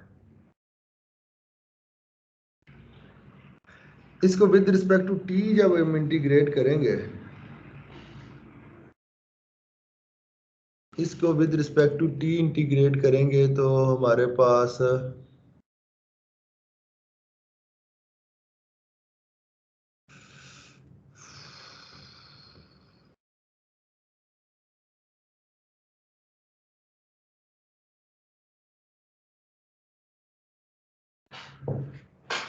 ये कहीं किया हुआ है, मुझे लास्ट टाइम भी मैं नहीं इसको ढूंढ सका। बहरहाल इस फंक्शन को इस दफा मैं इंशाल्लाह जरूर हमजाक आपको बाद में बताऊंगा, सेहल भाई से डिस्कस कर लूंगा, शायद उनके पास पड़ा हो। इस एक्सप्रेशन को इंटीग्रेट करके ये एक्सप्रेशन आता है, कैसे आता है ये मैं आपको बाद में शेयर कर देता हूँ। सर माइनस इसका कोई सॉल्यूशन अपना लिखा होगा ये क्या?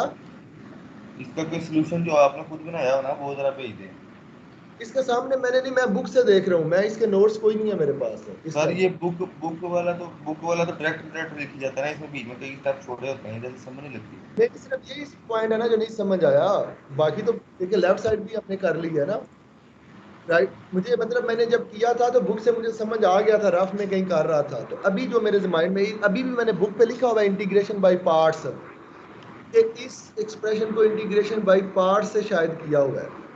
चले एक दफा ट्राई कर लेते हैं इसको इंटीग्रेशन बाय पार्ट्स से। सर इससे ऊपर 2 भी लिखा हुआ था। कहाँ पे? हाँ ये 2 भी साथ आएगा, हाँ 2 भी आएगा। इसको शायद इंटीग्रेशन बाय पार्ट से करना है या किस से करना है, लेकिन मेरे बुक में जो ऊपर निशानी लगाई हुई है ना, इसके ऊपर मैंने यही लिखा हुआ है कि इंटीग्रेशन बाय पार्ट से इसको सॉल्व करना है, लेकिन ये है कि इसका बाद में भेज दीजिए, हाँ? बाद में फिर भेज दीजिएगा। हाँ ठीक है, इसको इंटीग्रेशन सॉल्व करें तो आप ये ज्यूम करेंगे ये आ जाता है माइनस लैम्डा एक्स के प्लस ए, ये आ गया। अब आगे सिंपल है, इसमें कोई लंबी जोड़ी बात नहीं है, सिंपल एक्सप्रेशन आपके पास आ गया। D x over D T आपको ऑलरेडी पता है कि ये v की इक्वल है, बेसिकली ये v square is equal to minus lambda x square plus a है। अब आप कांस्टेंट ऑफ इंटीग्रेशन की वैल्यू फाइंड करें, आपको पता है v की वैल्यू 0 होगी। कैसे? ये देखें, v की वैल्यू 0 होगी। कब v की वैल्यू 0 होगी? यहाँ पे। अब देखें यहाँ पे जब मैक्सिमम डिस्टेंस होगा तो रुक जाएगा ना ऑब्जेक्ट, और जब पीछे की तरफ भागेगा तो यहाँ पे v की वैल्यू 0 है, कहाँ पे? x is equal to a पे। तो अब आप इसमें से इनिशियल कंडीशन पुट कर लें, v0 at x is equal to a, तो ये 0 square is equal to minus lambda a square plus a की वैल्यू आपके पास a आ गई, a लैम्डा स्क्वायर। अब इसको आप सब्स्टिट्यूट कर लें तो आपके पास v square minus lambda x square plus lambda a square, तो v square is equal to lambda a square minus x square. तो v की वैल्यू बेसिकली आपके पास आ जाएगी plus minus lambda a square minus x square. मतलब simple harmonic motion में velocity को फाइंड करने का ये एक्सप्रेशन है।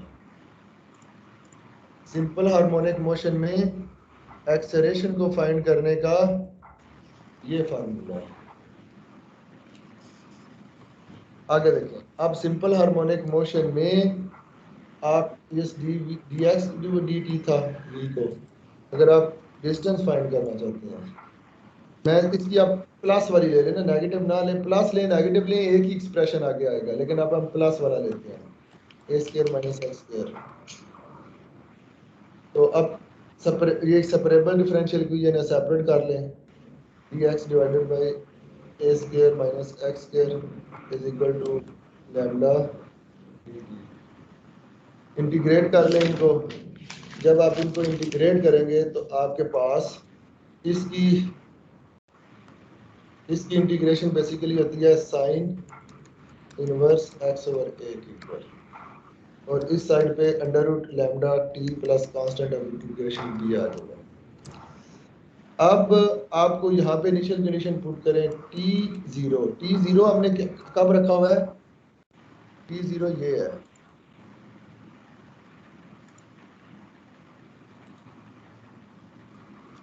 ये है t0।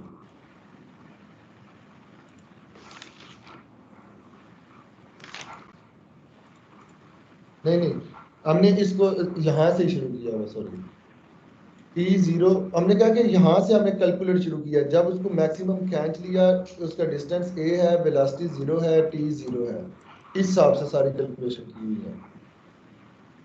t0 पे उसकी वेलोसिटी 0 है और डिस्टेंस a है, t0 पे उसका डिस्टेंस a है, तो x a ओवर a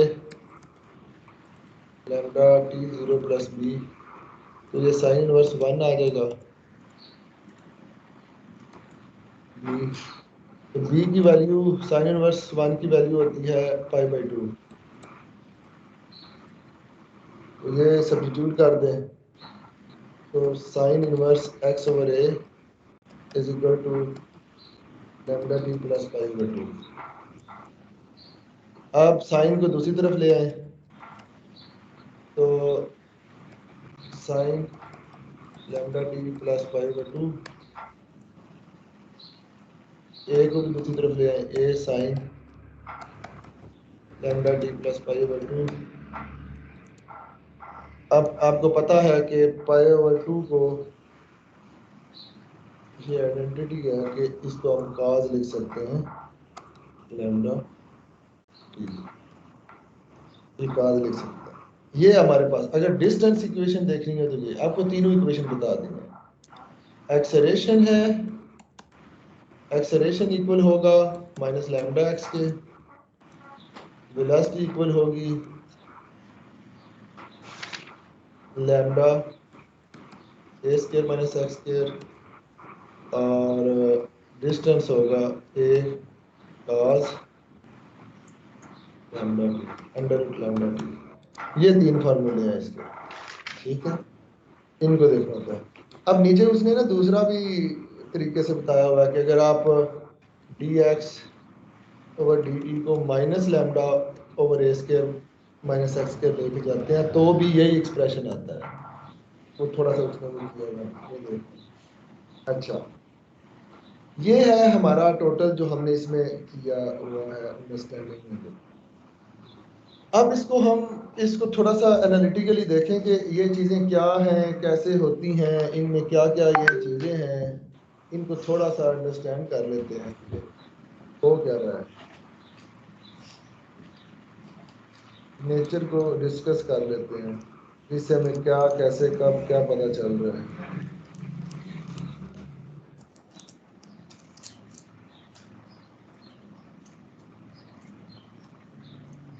अच्छा, अगर हम इसकी नेचर को देखें तो सबसे जो पहले मैं अभी यहाँ पे दोबारा लिखता हूँ,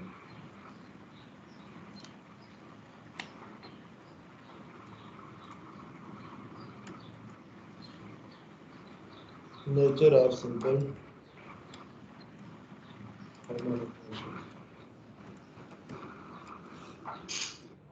अगर आप इसको देखें तो सबसे पहले तो आपको फार्मूला ये पता होना चाहिए, एक्सेलरेशन माइनस लैम्डा एक्स के इक्वल है, दूसरा v बेसिकली आपके पास lambda a square minus x square, ये सारे फार्मूले आपको पता होने चाहिए।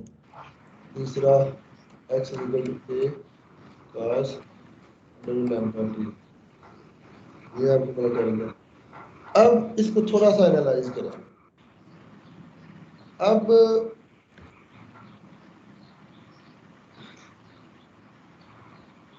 इस तीसरे, पहले डिस्टेंस से शुरू करते हैं। अगर डिस्टेंस में हम t0 पुट करते हैं तो x की वैल्यू क्या आएगी?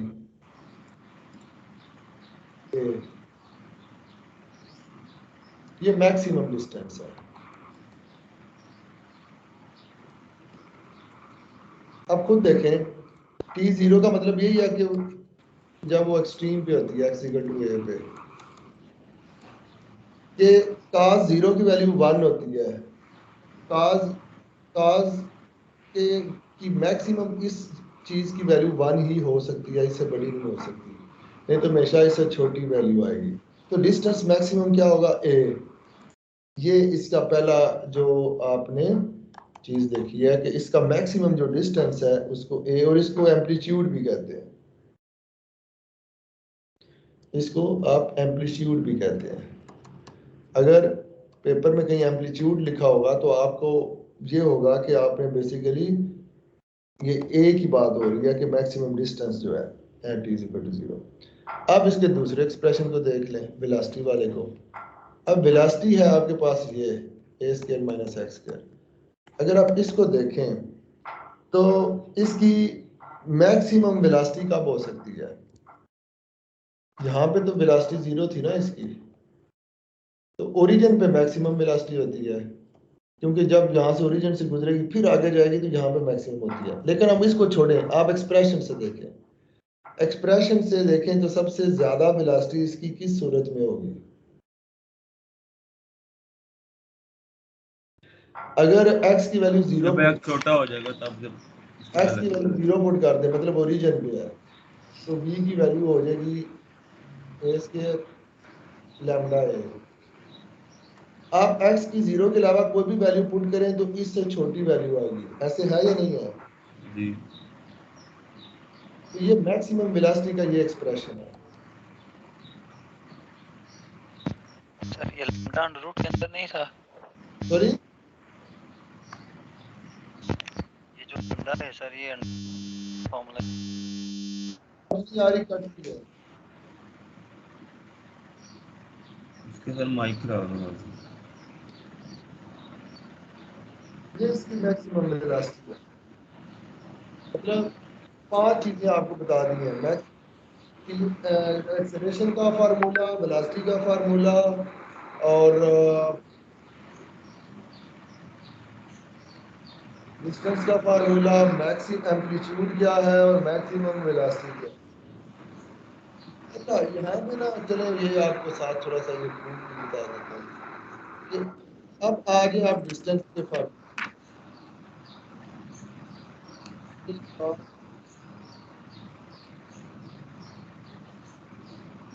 मतलब कि इस फंक्शन के साथ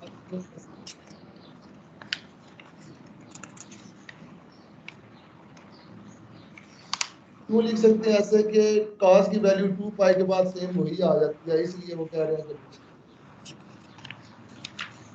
अगर लैम्डा आप कॉमन ले लें तो आपके पास t plus 2 pi over lambda है। तो इसमें वो ये कहते हैं कि ये वो सेम टाइम है, ये वाला t के बाद दोबारा जो टाइम आएगा वो ये इंस्टेंट होगा, मतलब पहला t और दूसरे इंस्टेंट पे x की जो सेम वैल्यू आएगी वो t plus 2 pi over lambda होगा, जब ये रेपिटेशन होती है।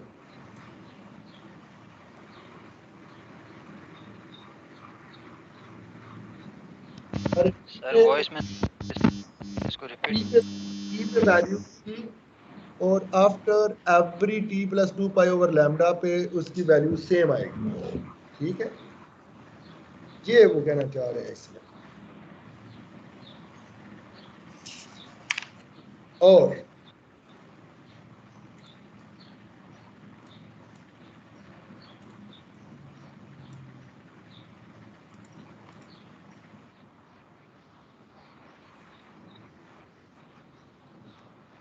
ये हमें यहाँ से ये पता चला कि a cos lambda t plus 2 pi over lambda, ये हमें पता चल गया। इससे हमें सिंपल ये पता चला है कि हर t plus 2 pi over lambda के बाद उसकी वैल्यू सेम होनी है, तो इसको हम ऑसिलेशन कहेंगे। ये ऑसिलेशन है। अगर t इंक्रीज करे 2 pi over lambda under root lambda से, तो उसकी वैल्यूज वही रहेंगी, सेम ही रहेंगी, चेंज नहीं होगी। तो ये जो टाइम है 2 पाई ओवर लैम्डा, इसको हम कहते हैं time period of oscillation.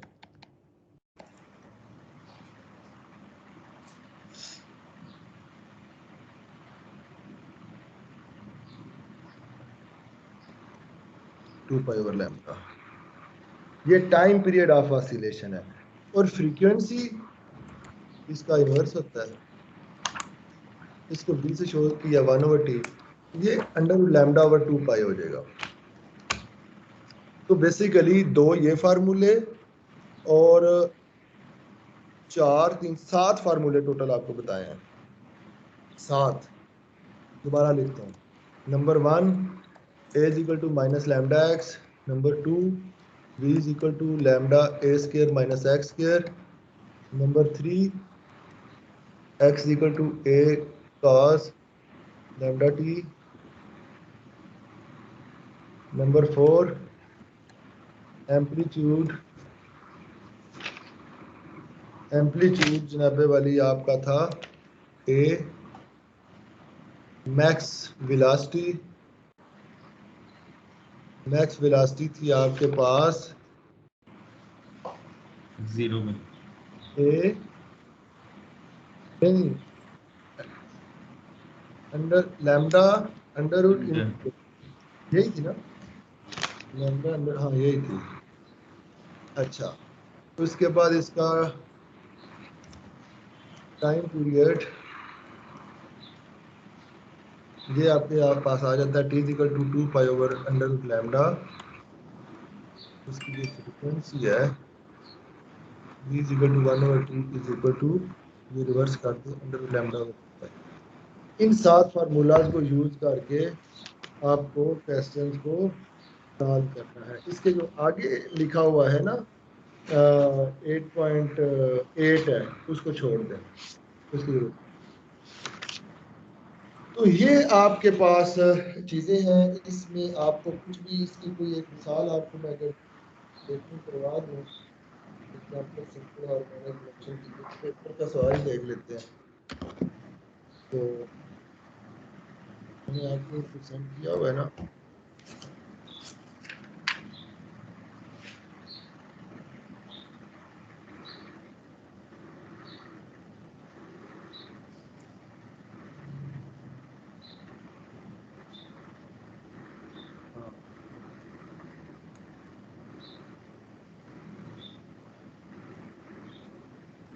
Question ले लेते हैं जनाबे वाली 15 ले लेते हैं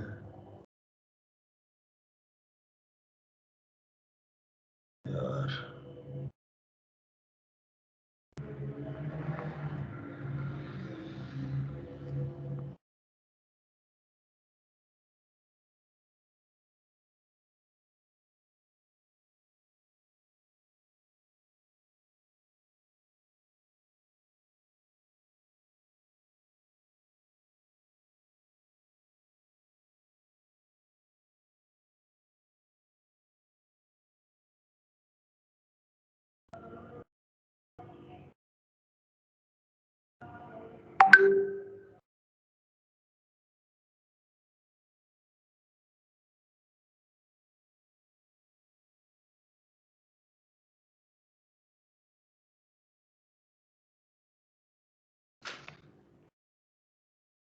सवाल किधर गया?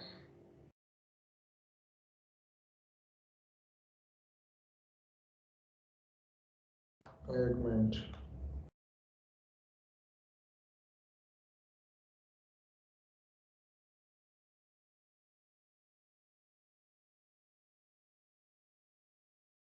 हाँ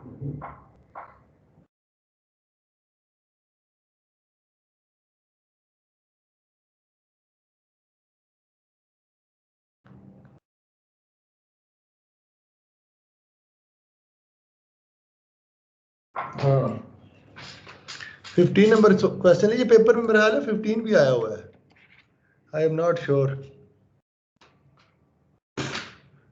कह रहा है कि particle describe simple harmonic motion with frequency n,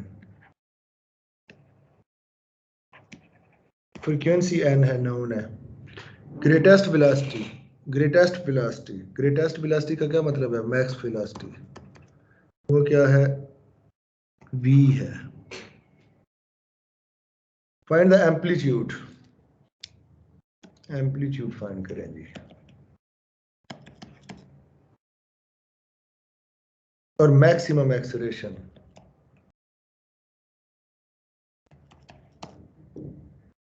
ये दो चीजें फाइंड करनी है आपने, एम्पलीट्यूड और मैक्सिमम एक्सेलरेशन। सर ये एक्सरसाइज की प्रॉब्लम के सॉल्यूशन पड़े हैं आपके पास? ये आपको मैंने शेयर कर दिए।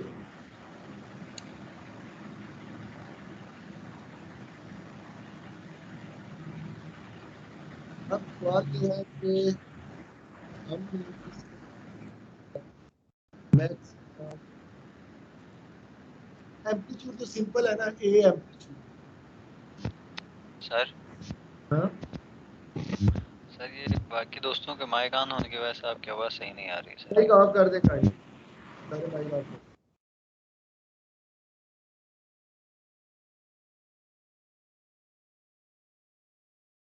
इसके साथ आगे also show the velocity v at a distance x from the centre of motion is given by this variable amplitude. ये वो दूसरे पार्ट को बाद में देखते हैं, पहले इस पार्ट को देख लें कि हमने इसका एक्सेलरेशन फाइंड करना है। और ये अब बात ये है कि आपका जो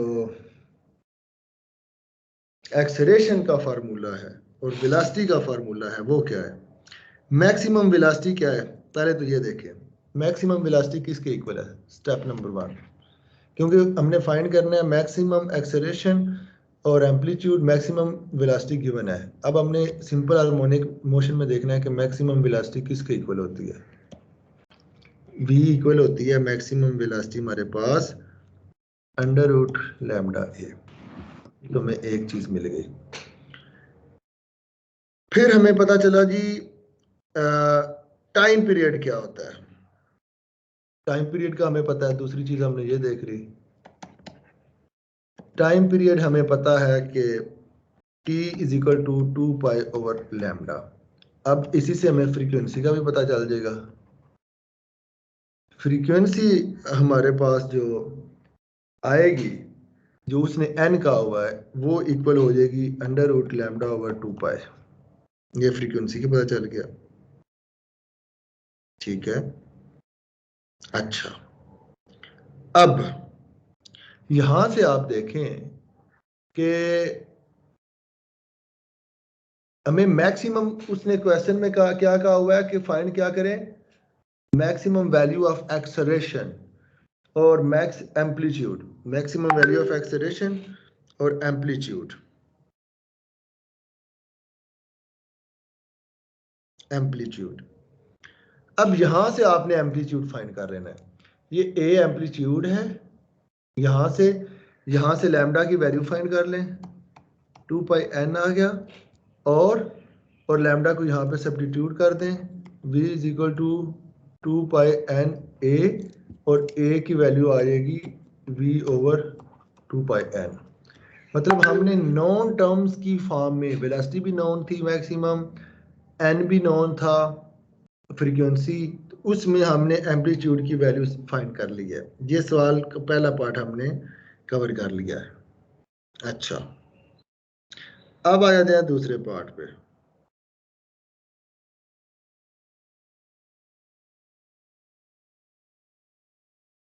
मैक्सिमम एक्सेलरेशन क्या की वैल्यू क्या है? मैक्सिमम एक्सेलरेशन की वैल्यू कॉमन सेंस है कि जब वैल्यू उसकी a होगी उस वक्त, मतलब एक्सेलरेशन अगर ये है, एक्सेलरेशन की वैल्यू है माइनस लैम्डा एक्स, और मैक्सिमम कब होगा? ये एक्सेलरेशन है जब ये ए पे होगा, और ए की वैल्यू क्या है, मतलब मैक्सिमम वैल्यू एक्स की क्या होगी? Minus lambda into v over 2 pi n, ये वाली।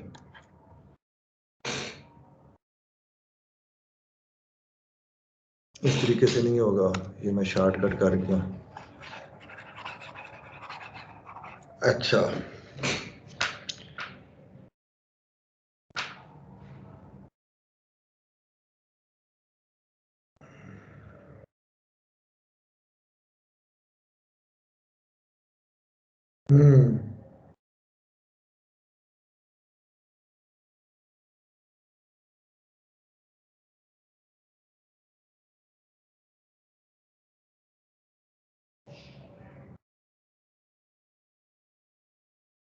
यही था यार। एक्सेलरेशन की वैल्यू है, यस यस, वालेकुम सलाम, जी जी जी जी। तो कल मैंने आपको काफ़ी फ़ोन भी किया, फिर उसके बाद मैं रजिस्ट्रार ऑफिस चला गया। कल मेरे से किसी भाई की बात हुई तो थी। वो शाम को हुई होगी ना। हाँ। रजिस्ट्रार ऑफिस वाले कह रहे हैं ये तो छोड़कर चले गए, यहाँ से रिज़ाइन दे दिया उन्होंने।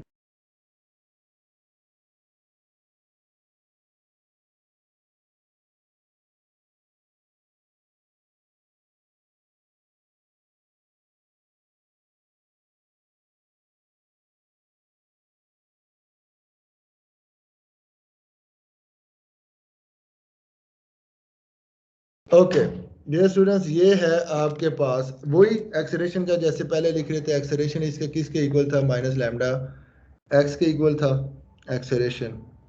तो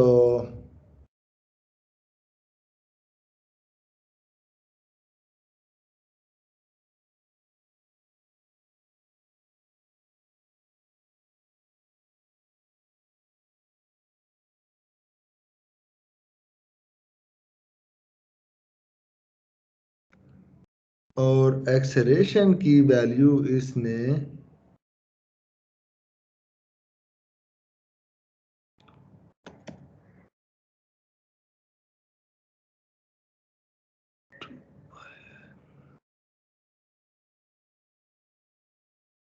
ए की वैल्यू यहाँ पे अगर ए आ जाए तो ए की वैल्यू है v over 2 pi n minus lambda, यही है एक्सेलरेशन। हाँ ठीक है, ये वो ही है जैसे हमने पहले किया। अब लैम्डा की वैल्यू यहाँ पे सब्स्टिट्यूट कर दें। लैम्डा की वैल्यू ये भी हमने जो ऊपर फाइंड की है, ये वाली 2 पाई एन, तो वो अंडर रूट लैम्डा की 2 पाई एन थी, तो लैम्डा की वैल्यू जो हमारे पास आ जाएगी वो 2 पाई एन की बजाय 2 पाई एन का स्क्वायर आ जाएगा into v over 2 pi n. तो 2 पाई एन से कैंसल, तो हमारे पास एक्सेलरेशन आ जाएगा 2 पाई एन बी। ये हमने फाइंड कर लिया मैक्सिमम एक्सेलरेशन। ये देखो ना यार, प्रैक्टिस में नहीं होना तो मेरे जेहन से भी निकल जाता है स्टेप पर। इसका सिर्फ एक ही इसका सिर्फ एक तरीका है। ये 19 सवाल हैं, तो मेरी जान आप लोगों ने इनको प्रैक्टिस में लेके रखना है। मतलब इनको ऐसे समझ इतनी प्रैक्टिस कर लें, याद रखें, क्योंकि यार एज इट इज पेपर में आ जाना है, 10 नंबर मिल जाएंगे और एक एक नंबरों से डिग्री ऊपर नीचे हो रहा होता है। तो इनकी बस ये 19 सवाल है, इनकी आपने प्रैक्टिस करनी है। और बेहतर यही है कि इनको एक दफ़ा बड़े मज़े से डिटेल से प्रैक्टिस करें। उसके बाद ये है कि फिर इनको करें कुछ टाइम के बाद, फिर ज़बानी करें। मतलब निशानियां ढूंढने के सवाल की इबारत इस तरह से आएगी, तो इसमें क्या क्या स्टेप्स कैसे करने हैं, तो प्रॉपर इसकी सही बच्चों की तरह इनको सही तरीके से प्रैक्टिस से गुजारें। देखिए मैंने इसको पता नहीं कितनी दफ़ा किए हुए हैं, लेकिन मैं फिर भी कहीं ना कहीं इसको जब, क्योंकि मैंने रिवाइज करके नहीं आया इसको, तो देखे करते हुए कहीं ना कहीं वो बंदा रुक जाता है। तो ये वजह सिर्फ इसकी। तो सवाल इसकी इसी नेचर के ही हैं। 19 क्वेश्चन है, इसमें से कुछ 5-7 हैं थोड़े से ट्रिकी हैं, तो वो भी प्रैक्टिस ही होंगे। तो बाकी तो स्ट्रेट फॉरवर्ड है। ठीक है, कोई सवाल, एनी क्वेश्चन?